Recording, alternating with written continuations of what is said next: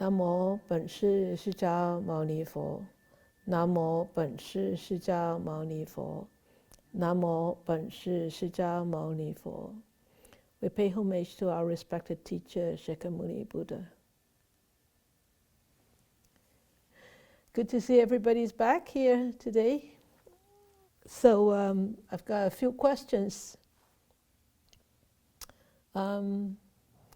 Do we want to take on those 3 questions, or you have some questions for me from the audience? Or we can just go on to the 3 questions that I got through the email. No? Nobody have any other questions? All right. Then we go on to these 3 questions, actually quite interesting questions that Varsha actually sent. Next time, give me a little bit more time. Send it a little bit earlier.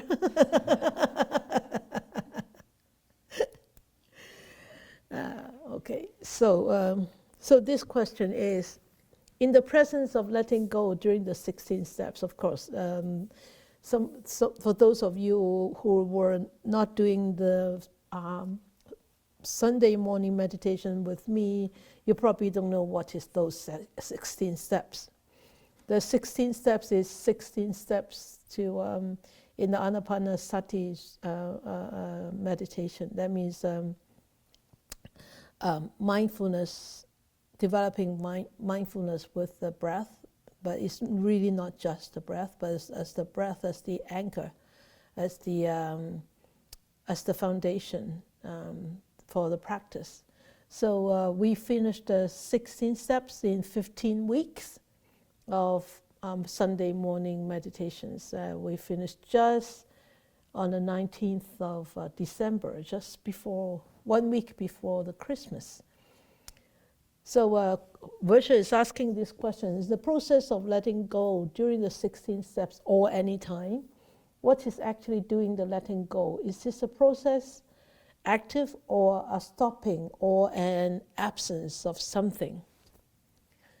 You see, you can see from this question, Varsha is a person of likes to dissect and think and dissect and think and dissect and think. So she's giving me so many options of really what is actually doing the letting, who is actually doing the letting go? What is this a really process, active process, or stopping or absence of something? So what do you think? Anybody has any, or anybody could enlighten me on this? What about yourself? Do you have any answers at all in your head before I actually share my understanding about this? I mean, it's such a hard question. Yeah, it's such a hard question. Yes. For me, I think it's that you've removed something. There's something happening that's active, and you remove. She's doing like this, you know. She said, "You're actually removing something." She's actually doing this here. It's like, or it stops. Yeah, it's where it stops. Also here. Also here. Removing and stops. It's also here.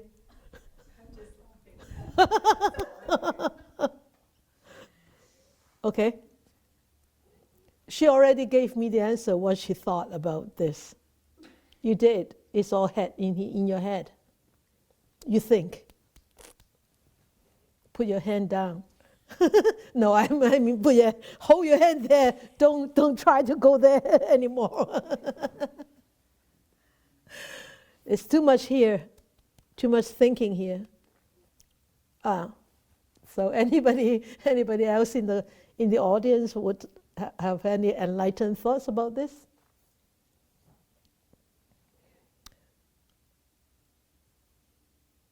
Anybody, you just put up your emoji, hand emoji, and we'll know.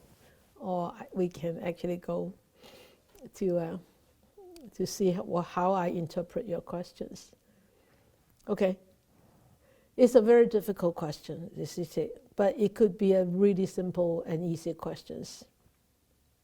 It's really not difficult when you don't think about it. But because you're using this to think about this question, so why it's very difficult. Okay, the letting go part is really not something that you take it out and put it down. No, you can't do this, and we are not doing this at all. Remember, the practice of the Buddha's teachings is really not to take something in and then something will be taken out. What I want to express is, okay, I practice meditation, so I'm gaining something. By gaining something, then that means I will be removing something. Yeah, but it's not. It's really not like that. So, of course, when through the meditation, we are practicing this mindfulness, this awareness, this equanimity, and this focus. And what I mean in the 16 steps, by letting go or liberating the mind from it, that means we are not holding on to it. We're not trying to hold on to anything that comes up through our experience. And we're just looking at it, watching it, just looking. And when you look, it's not looking with the head. It's not looking with the eyes. Yes, the eyes are in use. Of course, the eyes would be in use. We have open eyes. But if we are actually meditating, we are using the mind part to actually experience what is going on at that present moment. And when you experience that, you say, oh, I let go. Can you really let go like that? Yes, no? No, it doesn't happen. It's like, somebody that I don't like, just come up in my meditation. It stays on there. Come on, let's go. Go away. You want to let it go? Push it away? That never happens. It cannot happen. Actually, it will stay longer. Why? Because you're feeling it. Because you're really going into there and you go. You go. The more you hit it, the more it rebounces. So by this letting go, is you really just to watch it, just like that. Remember, in one of the steps is in the citta, the citta sankhara, the mental activities. I said, watch it, just face to face. Have that courage. Just watch it. Just look at it. A lot of times we don't want to look at those things. A lot of times we want to avoid. A lot of times we see them, but we pretend that we don't see them.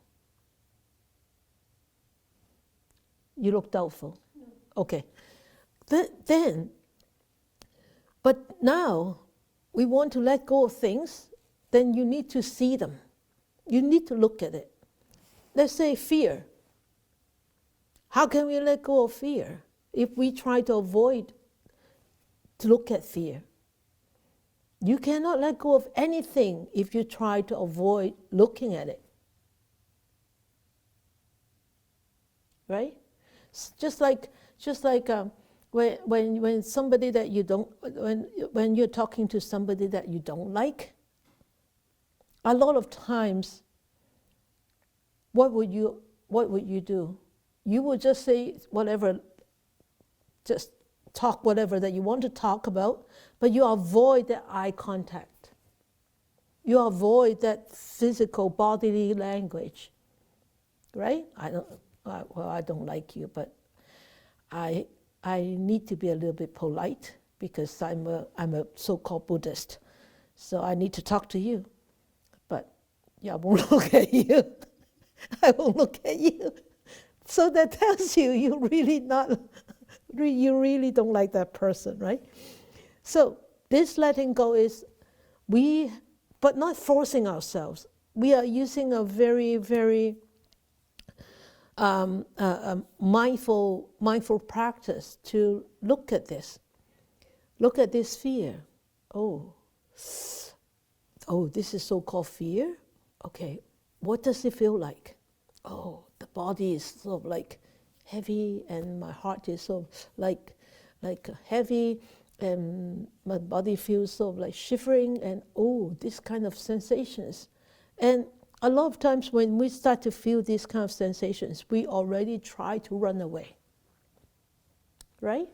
So we are really not facing it, looking at it face to face.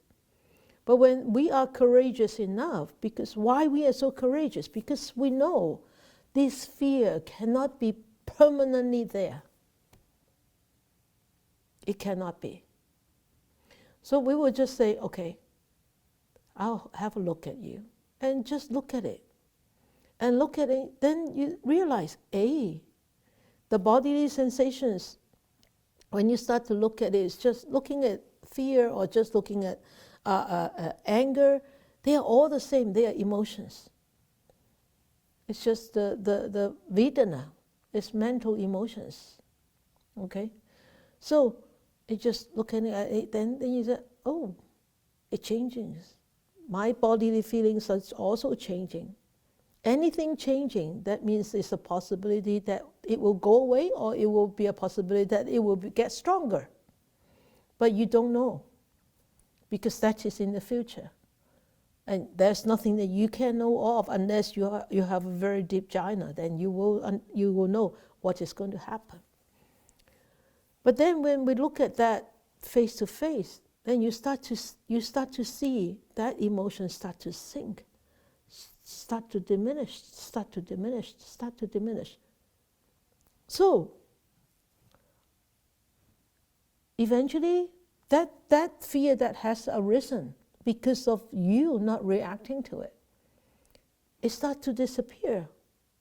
So who is letting go of the fear?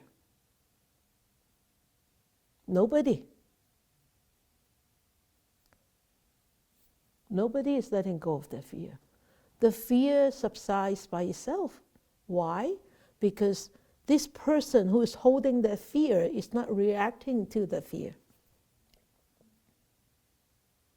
And there is no such person also. Eventually that person remembers the dependent origination. Who is us? Who is me? Who is the car? Which is the car? Is the steering wheel the car? Is the four wheels the car? Is the what do you call the mufflers the car? No. But it's all these conditions that come together. We give it a name, a label that we call it a car.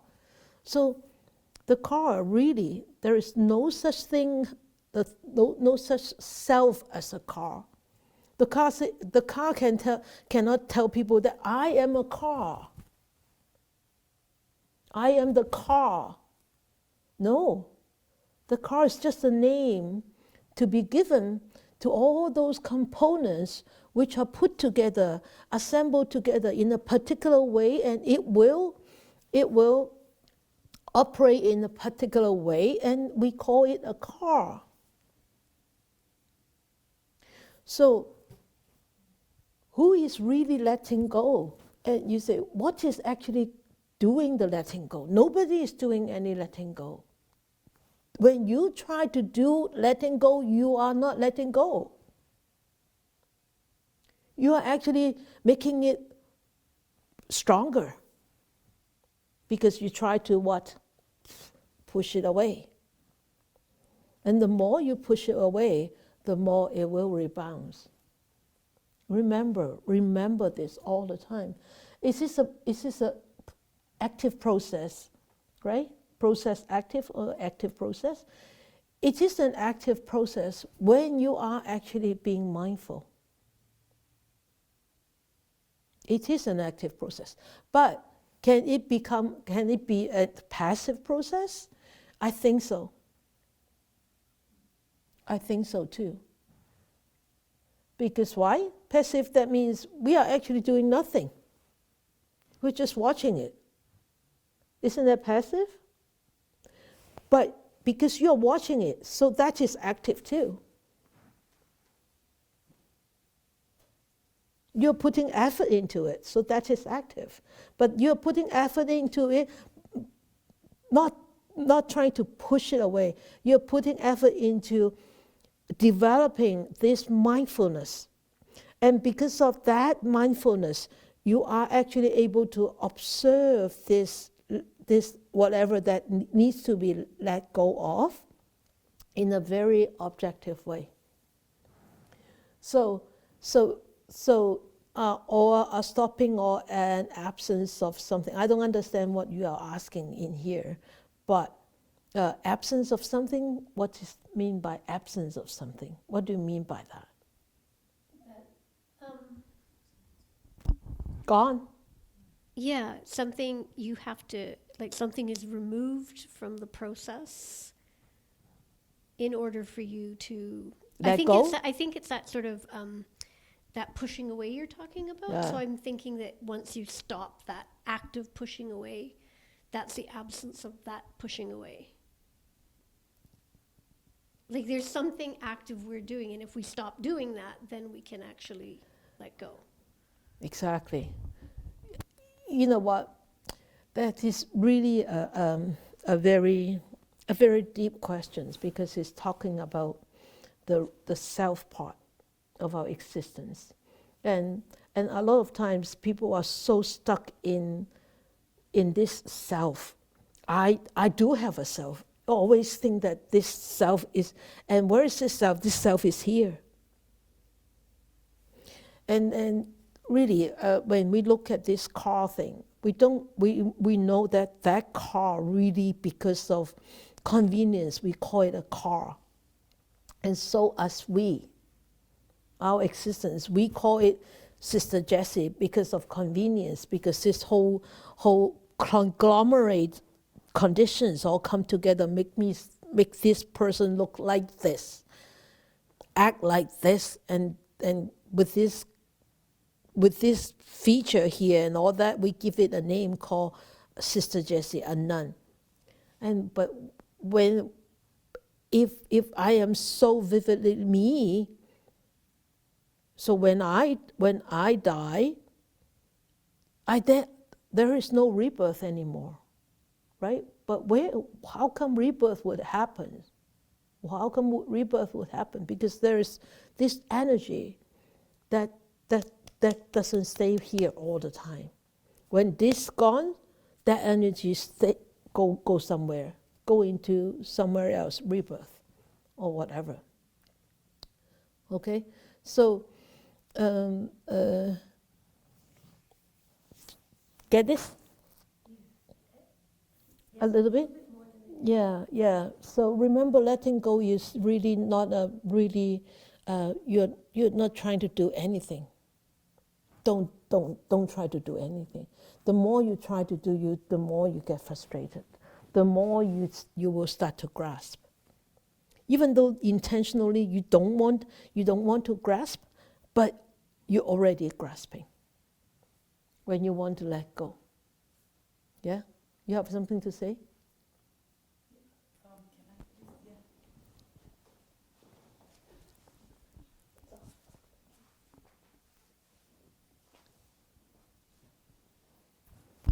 Thank you, Stephen. Thanks, Varsha, for this question.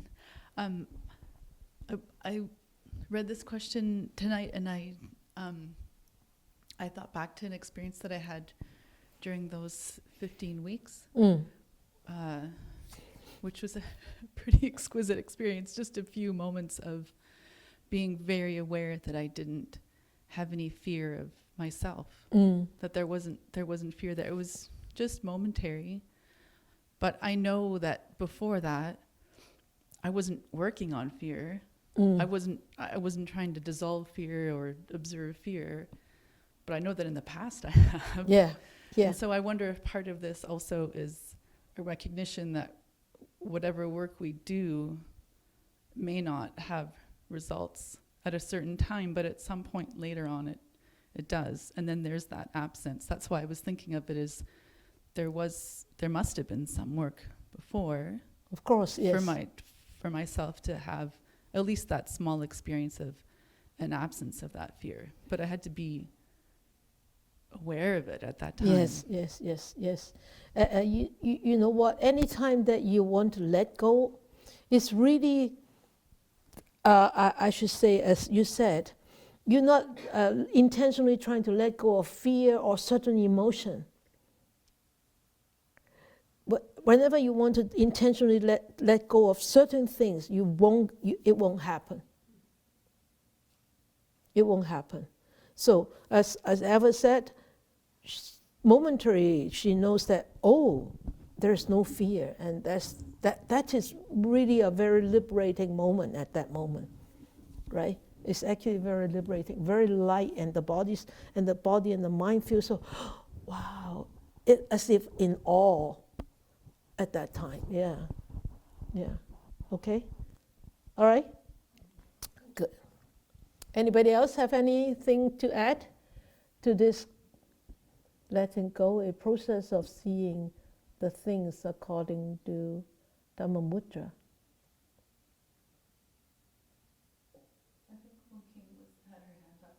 Okay, Phong King too?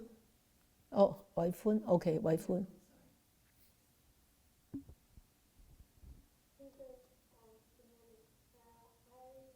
Well, today I follow Sifu's instruction for meditation, and one moment I feel, feel hard inside, and I'm afraid that I will sweating a lot, and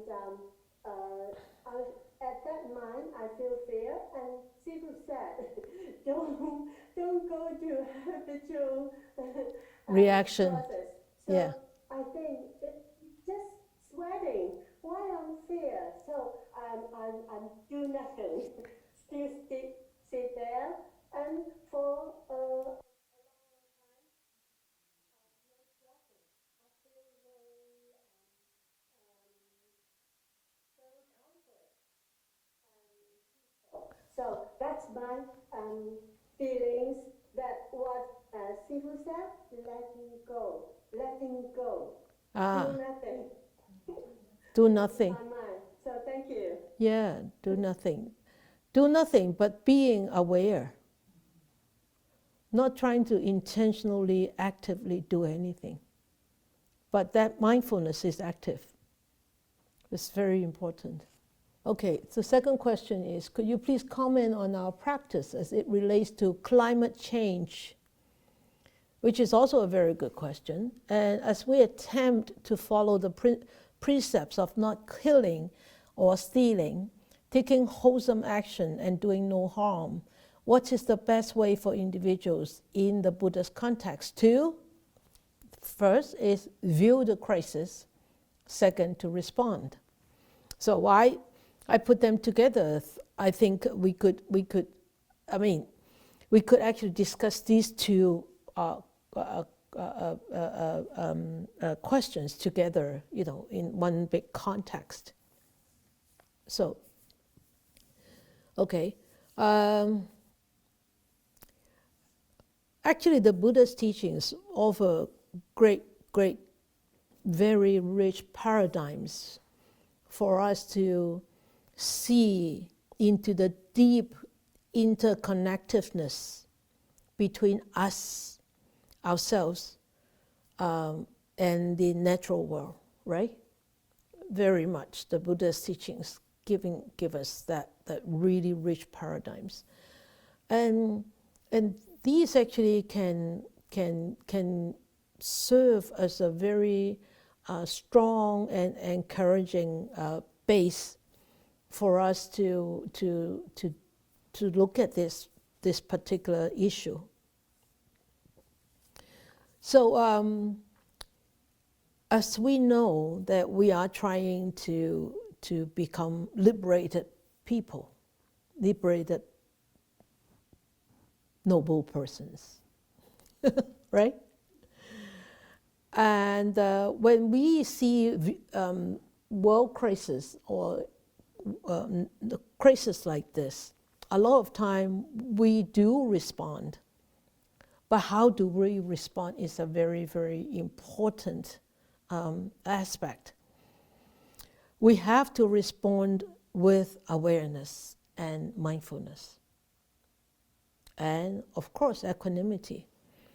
And the Eightfold Noble Path can easily fit into this. Why? When we look at this, view the crisis and respond, Eightfold Noble Path, right view, right understanding, we all understand that. But let us go to see right actions, bodily actions. If climate change, how could right bodily actions help or respond to climate change? What do you think? I'm asking you questions. How does it fit into there? Nora, yes. You unmute yourself, please. Yeah. Sorry. Well, I mean, if there's fossil fuels, then, try not to travel heedlessly or unnecessarily. Don't eat meat because of, cows are issuing methane gas, right? Or eat less, right? Eat less. Yeah. Great, good. Yeah. Maybe try, if you can afford it, eat organic or, local produce. Local So produce. And buy local just to avoid all the shipping and, Exactly. Yeah, great, good.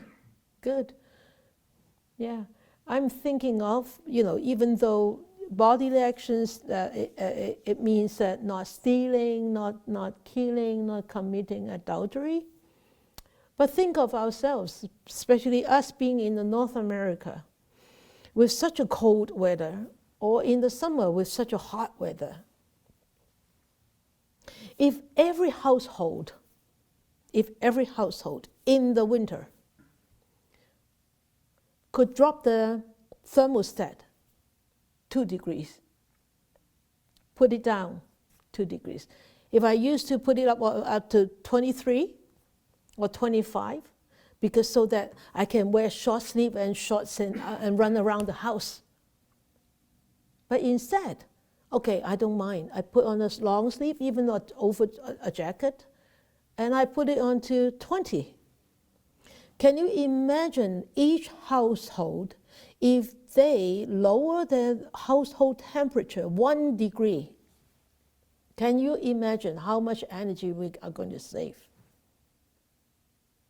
We don't have to be dramatic. We don't have to be dramatic and thinking of, we need to do this and we need to do that. No, from our daily lives, we can actually start doing this. Right? I mean, I always turn down my gas stove, my gas fireplace when I go to bed, because I will have a comforter on, right? So why do I need to fire up so warm? And in the morning, it feels a little bit cold, and I put it up a little bit. I always have maintained my condo temperature around 17, 16. Yeah, it's a bit chilly. But I like that chilly, a little bit colder, because the mind is so not easily doze off that much, right? So imagine if every household can do that, and every household can look after their garbage well. I experienced that when I used to fly. In the States, they have so many different kind of garbage bins, right? And one time, I bought this sandwich, and there was this paper in wrapping up the sandwich in a plastic box and all that. So the paper should go into this box, and the plastic box should go into that garbage bin. So I went to the paper bin to put the paper in, went to the plastic bin to put the plastic in, and the lady at the counter was looking at me, and and and the and I looked at her and I waved, and she said, "You are meticulous." I said, "Am I?" I said, "But that's for paper and that's for plastic, right? Am I wrong?" She said, "No, but I seldom see people do that." And I said, "Well, we all need to do it for our own good, for the next generations, many generations to come, so that they have a better world to live in." So it's all up to us. So that's why I don't just run my tap until it's hot and let the water go into waste. I collect it. Even before my shower, I would get a bucket, collect those water. I'd either use it to water my plants or to clean the floor, or even wash the toilet, right? But it's so easy just to turn up the tap until the water runs hot. Then you go into the shower. How much water we waste over there? How much water we waste when we brush our teeth and we let the water run instead of turning it off after brushing and then turn it on again. So we can do a lot of things. It just depends on how aware are we. Sometimes it seems that very stingy, and I always say, "Hey, come on, turn off the water," and they will look at me. Sometimes the sifu will look at me. Sometimes the students will look at me and say, "You're wasteful. You're wasteful. You're wasteful. Very wasteful." And you know what? My sifu has passed many years, 10 years now, 11 years. But I still remember a teaching that he gave when he was alive. That must be 20 years ago. He said, because in Hong Kong, in Polam, Hong Kong, we use wood stove. Every October, end of September, October, we will go to around the hill and everything. We collect all these branches and all these twigs and everything, carry it back and put it into the storage. And the whole winter, the whole year we burn those logs, those wood for cooking. One day he was giving a teaching. He probably saw us being very wasteful. And he said, even though you live next to the mountain or in the mountain, next to many trees, you don't waste one twig.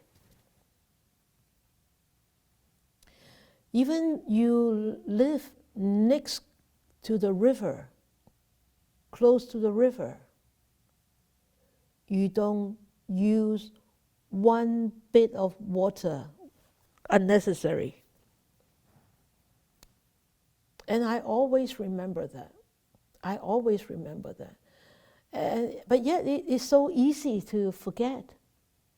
And it seems that we always think that, oh, you should do this and you should do this and everybody should be doing this, but we don't do it ourselves.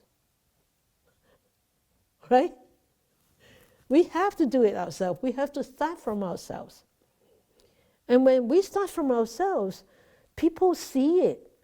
People know it.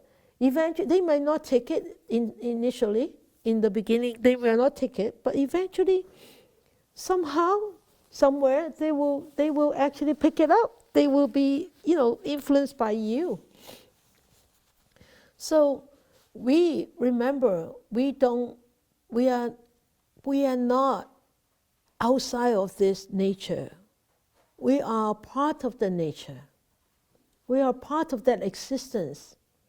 We are in there. Remember, we are a part of it. So we don't just stand outside of this whole environment and as if that, oh, we are just observers. Or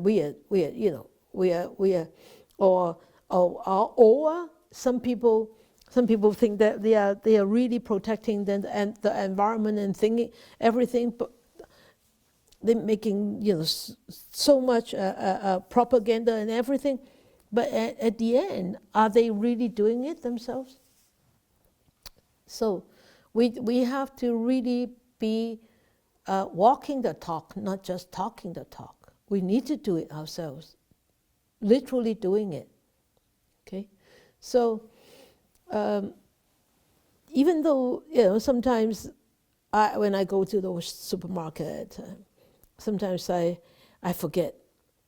I forget to bring my big bag, and people will ask, "Do you want a plastic bag?" I said, "No. I'll stuff everything in, and I'll carry everything on my." And if I do see a plastic bag lying around, if I want, for example, if I want something that really need a bag, if I forget to bring that little bag myself, sometimes I bring my little bags too. I would just use those, but people would not use those. So sometimes I see people coming out from supermarket. Wow, 20 plastic bags, and I looked at it. I said, "That's the problem." But that's the problem, yes. But that's none of your business also. Right? We need to do it ourselves, but we cannot force it onto others. And hopefully, the more of us are doing this, we will make a difference. Okay? We'll make a difference to this world. So sometimes we need to speak out. We do need to speak out, but don't make it a politics. Do not make it a politics. Speak out, but don't make it a politics. Don't make it your standing or whatever. Just speak out. Sometimes it is necessary to speak out. When I think there is a story, something like this. One fighting for it is a nut. 2 fighting for it is something, and 3 fighting for it could work. If you say go, something like that. You remember this? Yeah, I can remember. I can remember what is really the whole thing. But yeah, one person is a nut, 2 person is a wake up call, and 3 person is the movement. Right? So we should be the movement people. So even though we have all these nutty ideas, but we need to actually implement, put it into practice, and we need to do it. So if we could actually go to the city council and ask them to stop using plastic bag. The first thing we should do is to go to city council and ask them to abandon manure. I know this is a nutty question, nutty thought, but 2 of us, 3 of us can make it a movement. And I think stopping to use the manure in Chilliwack could tremendously help the environment. Especially in the summer, the pollution will be way less. I tell you, and asthma will be way cut down the number of cases. Yes, Nora. Sorry, I don't have a big understanding of that manure. What are they supposed to do with it if they don't spread it as fertilizer on the ground? Where would they dispose of it, or how? No, they don't have to dispose. They have to actually let it what do you call compost. But the manure that they do now, that they use now, actually are not compost manure. They are fresh manure. That's why it smells so bad. It stinks. They just go into the cattle farm, and they just pump it up, and then they pump the water from the slough to mix it, and then they spread it on the field. And we are eating all those things. But after they're compost, and then they will be good fertilizer. Okay, thank you. And also, if more people become vegetarian, then we need less cattle, right? So, yeah. So I think this is also a very, very important, subject. When we look at this, I think the first thing is we need to look at it.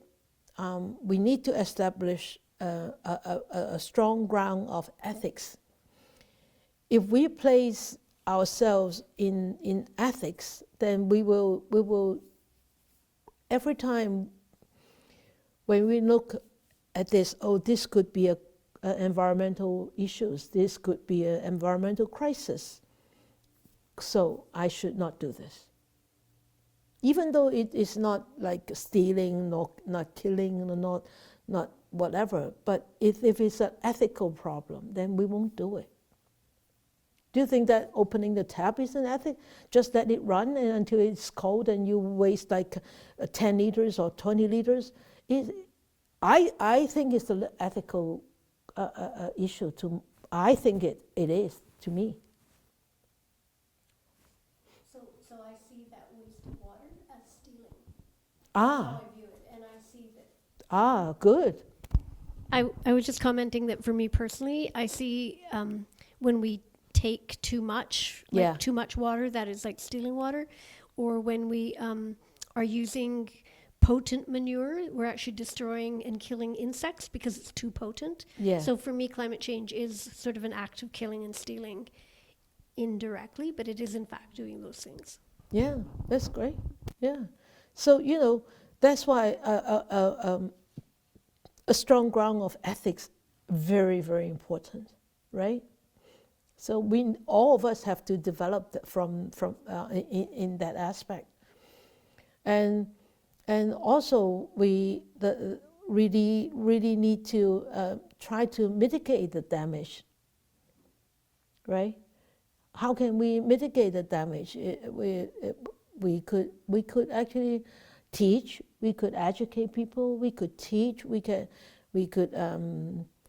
promote, and we could work with other organizations, associations, or other people to actually promote this, so that who will be suffering from this issue, we need to help those people or help those beings. Yeah, okay.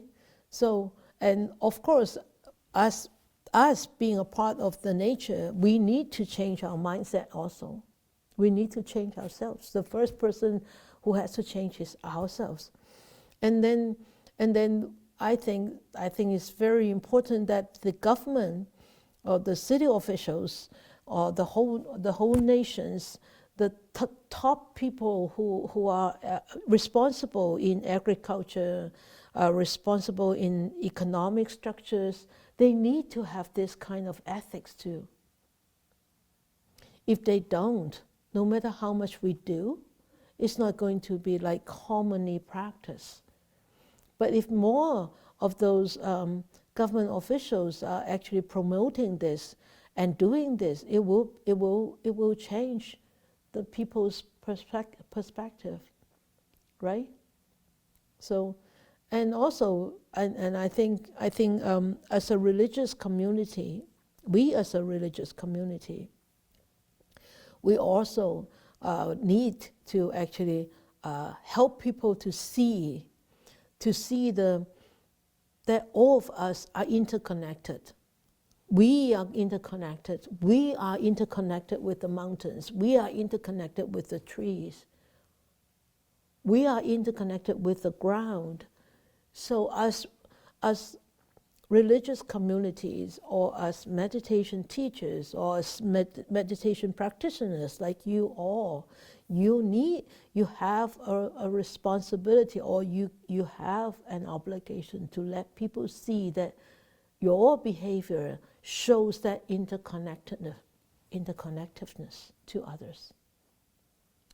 Yeah? Good? All right? Anybody has any other views on this? Yeah, Vancouver has started to have this bylaw with no plastic bags starting January. Oh, really? That's great. That's great. And what about the styrofoam cups? Yeah, you're supposed to bring your own cup now too. Even in Chilliwack? In Vancouver. Oh, to buy coffee? Yeah, that's what I heard. That's what you heard from Coxneys. But during a pandemic, it might not be the smartest. Yeah, right. Yeah. Well, at least they have the incentive to start it off, right? And it's good. So, Tissa, yes, Tissa, please.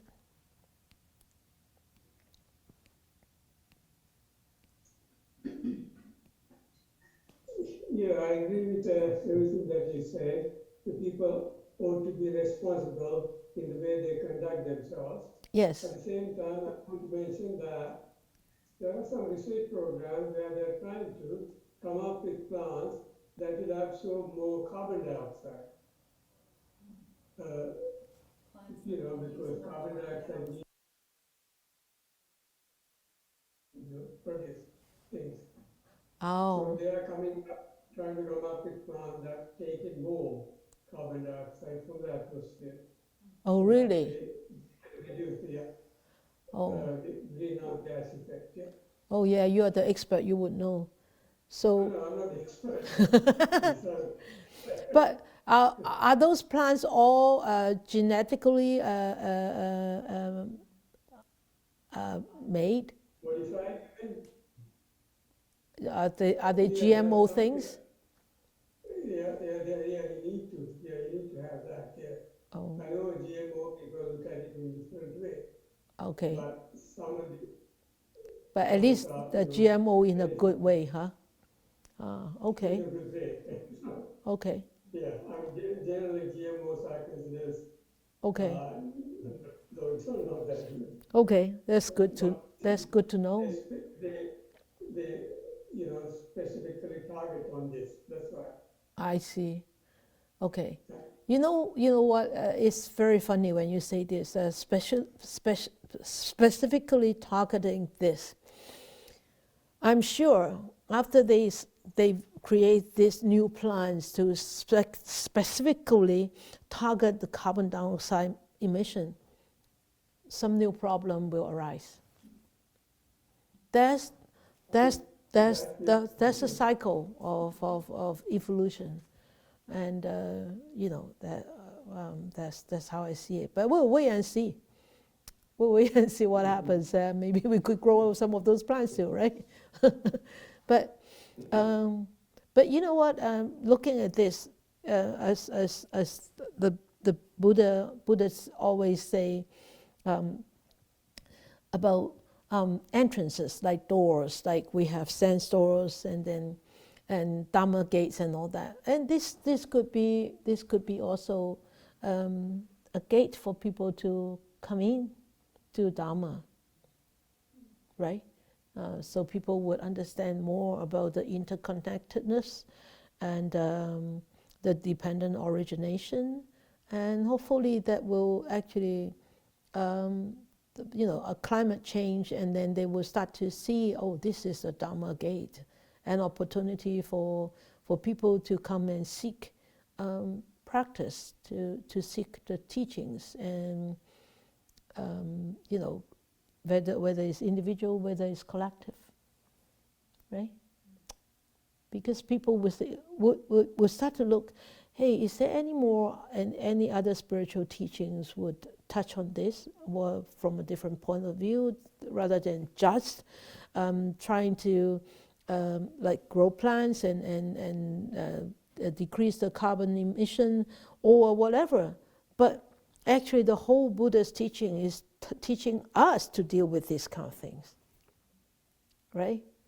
So when people start to look into it, then people start to connect it to the Dharma teaching. So it's really an opening, an entrance for people to actually to connect with the Dharma. Okay.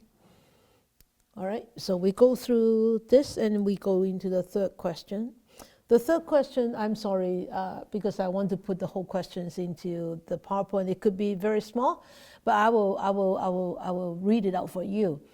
Versus said, I have found in 2 different sources the following list. There is some overlap. So what she's asking, what is the difference between a hindrance and a fetter?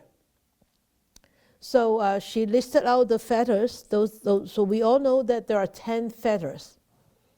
The 10 fetters, the first one is belief in self, and or personality view, and the second is doubt, and the third is attachment to rites and rituals. The fourth is essential desire. The fifth is ill will. The sixth is lust for material. 7 is lust for immaterial. 8 is conceit, and 9 is restlessness, and 10th is ignorance. So 10 fetters. So I don't know whether you know, the 10 fetters are actually divided into a few groups. It could be divided into 2 groups as the 5 upper fetters, 5 higher fetters, and 5 lower fetters. Okay, the lower fetters actually are binding to the sensual world. Okay, from 1 to 5 is the lower fetters. The 1 to 5th, the belief in self, doubt, attachment to rites and rituals, sensual desire, ill will. Those are called the lower fetters. That means these fetters bind you to a lower realm, like a human realm or whatever, okay? And then the higher fetters, from the 6th all the way to the 10th, the lust for material, and all the way to ignorance. These are called the higher fetters, bind you to the fine material or the immaterial realms. Okay, so these are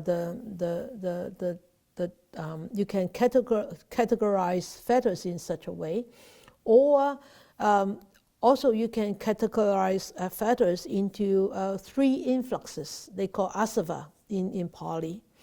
So the first view is the personality view. That means the belief in self, the doubt, the attachment to rites and rituals, the sensual lust are the influx of sensual desire.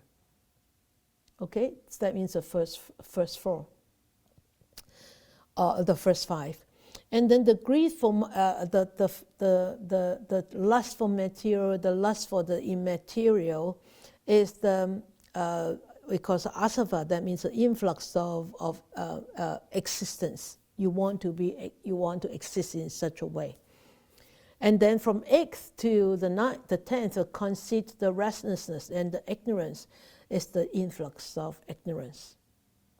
Ignorance causes all this. Conceit and restlessness and ignorance. That's how you can actually categorize the 10 fetters. Okay? So then she's asking what's the difference between the fetters and the hindrances. So the 5 hindrances are craving, ill will, sloth, and worry, and doubt. Okay, so these 2 is actually, these are different groups of different contexts. Okay, or you can say they are part and parcel of each other also. Okay, but one very, very distinct difference between a hindrance and a fetter is hindrances, actually, because it's called hindrances, is this lifetime being an obstacle for you to enter into jhana, into meditative state, very deep meditative state. Hindrance, right? So,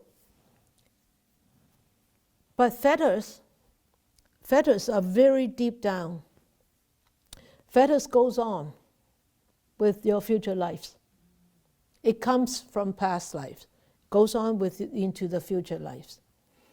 So fetters will be removed when one is totally liberated, right?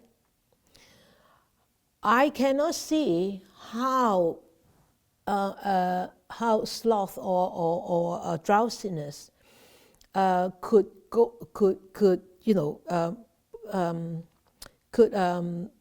cause you to be reborn, go into rebirth.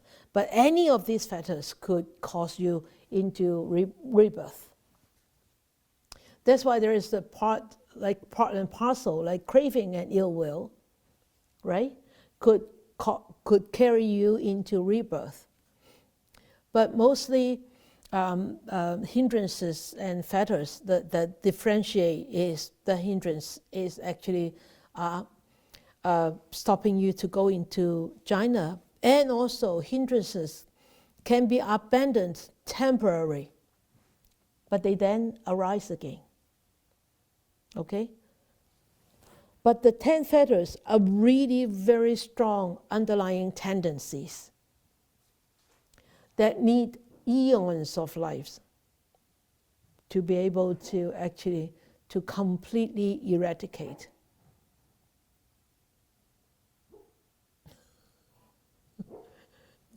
Okay? So those are underlying tendency.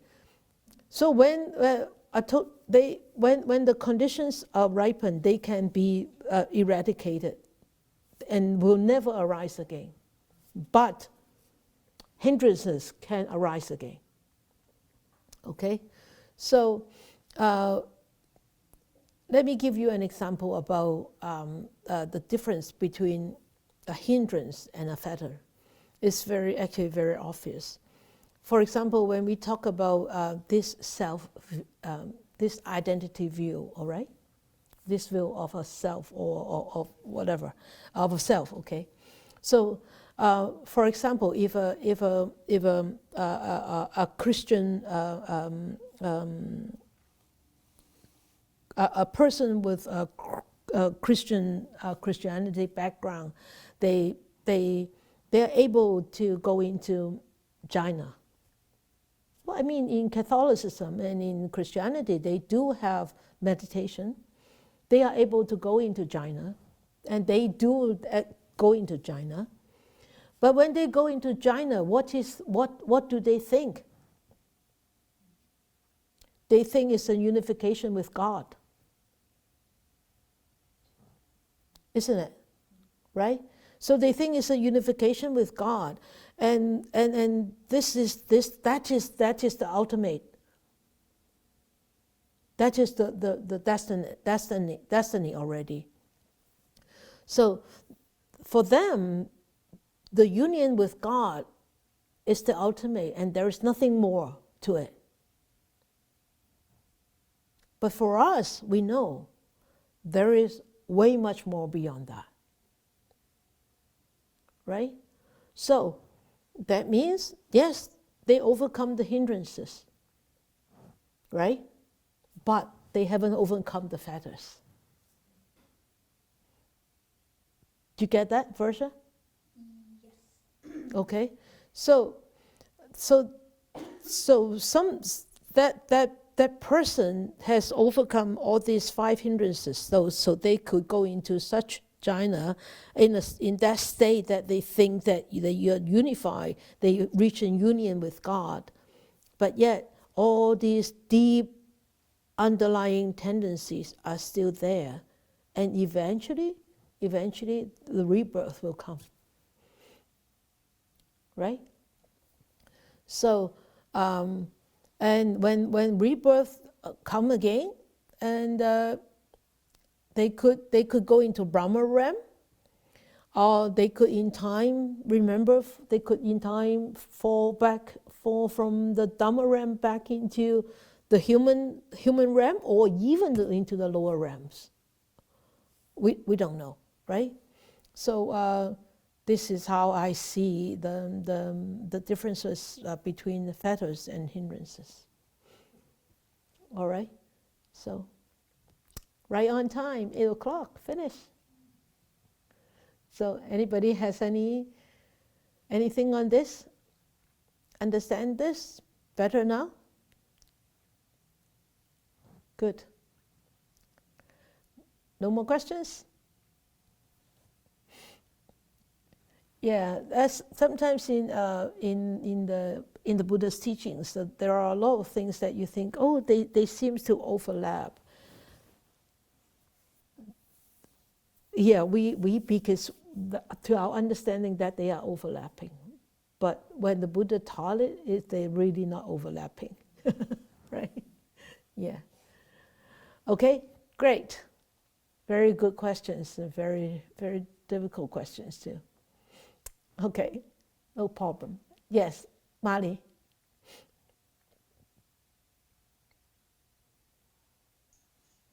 Thanks, Faithful. Yes. Happy New Year to you. Just wanted to, I was looking at the hindrances, and then I'm going back to climate change. Okay. And so craving for various, especially during Christmas and, times that we're always craving for more and more. We are buying, our needs and wants are, some of these things we don't really need, but we keep buying. Yeah. So that makes waste, and like you said, Exactly. waste ends up being a problem for the climate. Yes. So yes. I was just looking at the five hindrances, and I thought, craving, that's where it all starts. Yes. Yes. Right? Yes. So that is my yeah. I mean, even the hindrances, craving, and also when you talk about climate crisis, wise spending is also a very good act in dealing with climate crisis. Wise spending. Wise eating, right? Anything that you start off with a wisdom, wisely spent and wisely eaten, those you could actually influence so many people, and you could easily influence the environment. Okay, there are so many entanglements in everyday life that pops up in the sitting. So Fengking is that meditation practice is so difficult. There are so many entanglements in everyday life that pops up in the sitting. You see, because you actually identify yourself with these entanglements, that's why it becomes so difficult. Remember, these entanglements do not belong to you. If they belong to you, they follow you everywhere. Everywhere, 24/7, until the day you die and after the day you die. But if you start to see these as life experiences, and they come and go, they come and go, they come and go, and all you have to do is to bring your awareness back to the present, right here, right now, and face to face look at these entanglements. And look at them, how they change. And yes, when you meditate, these entanglements pop up. These entanglements do not pop up. It's the memories of these entanglements pop up. It's the emotions to these entanglements that pop up. The entanglements are already gone. It's your memories, it's your emotions with these entanglements, right? So you need to deal with that. You don't need to deal with the entanglements. You need to check yourself. What is my mind state now? What is my mind state now? Why am I so attached to the entanglement? What can I do? What can you do? Just face to face, look at that. Hey, you? Oh, yes, this is a good friend. We say hello. And, oh, this is a friend that is going to sit here and have coffee and we're going to waste 3 hours. Well, better don't do that. Bye. Walk away. Right? Your entanglements are those friends. Sit there and endless coffee and endless tea. They don't want to let you go. Why? Because you don't want to let them go. Right? So remember, entanglements already happened and it's already in the past. It's your memories, it's your reactions, it's your own emotions towards them that won't let go. Try that again, Fung King. Keep working. Don't give up. All right? I know it's very difficult. It's not easy. You know why? Meditation is the most difficult practice. Really. Especially if you need to actually upkeep it in your daily life, it's the most difficult practice to upkeep. Especially if you are on your own all the time and no community, it's very difficult. Yeah. So, we support you. 加油. Okay? Okay? And be happy and be well. So, okay? All right, then we will dedicate our merits. May these blessings extend to all, that we with all the other living beings together will attain the Buddha way. May we wish more and more people will encounter the wise words of the Buddha, study them, understand them, practice them, and help themselves to liberate from their own entanglements, difficulties, and be truly and ultimately happy and free.